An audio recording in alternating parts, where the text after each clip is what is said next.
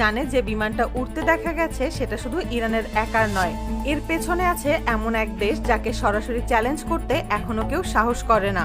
এই বিমানের নাম শিয়ান H6, আর এটা সরাসরি চীন থেকে এসেছে বলে দাবি করা হচ্ছে। চীন সবসময় চুপচাপ থেকে কাজ করতে পছন্দ করে, বড় কোনো ঘোষণা নয়, কোনো বার্তা নয়, কিন্তু যখন তারা কিছু করে তখন পুরো বিশ্বের হিসাব বদলে যায়। আর এবার ঠিক তেমনই এক চাল দিয়েছে বেইজিং। সামরিক বিশ্লেষকদের মতে চীন ইরানকে যৌথ সামরিক সহযোগিতা দিতে পারে, কারণ চীনের শক্তিশালী দূরপাল্লার বোমারু বিমান শিয়ান H6 ইরানের আকাশে টহল দিতে দেখা গিয়েছে। আন্তর্জাতিক গণমাধ্যমগুলোতে এই খবর সামনে আসার পর থেকেই মধ্যপ্রাচ্যের আকাশে অদ্ভুত এক নীরবতা নেমে এসেছে।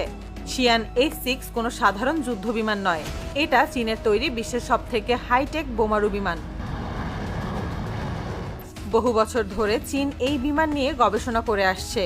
এই বিমান কোনো ছোটখাটো বিমান নয়, এর দৈর্ঘ্য 112 ফুট, ওজন 37 টন এবং সাথে 12 টন মিসাইল ও গাইডেড বোমা বহন করতে পারে।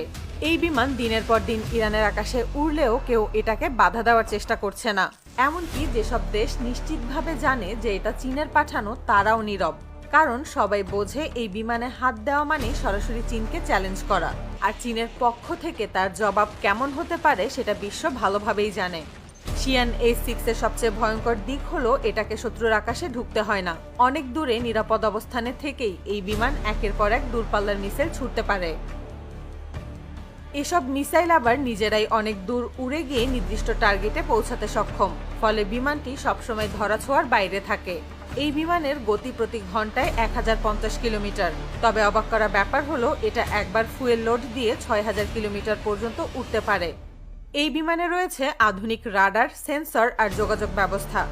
আকাশে উড়তে উড়তে এটি বিশাল এলাকার সামরিক নড়াচড়া নজরদারি করতে পারে। কোথায় কোন বিমান উড়ছে, কোথায় কোন নৌবহর চলছে, কোথায় গোপনে কি কাজ চলছে, সবকিছুর একটা পরিষ্কার ছবি তৈরি করতে পারে এই বিমান। আর সেই তথ্য সরাসরি ইরান ও চীনের সামরিক নেটওয়ার্কে পৌঁছে যায় বলে ধারণা করা হচ্ছে। এই কারণে শিয়ান H6 শুধু একটি বোমারু বিমান নয়, অনেক বিশ্লেষকের ভাষায়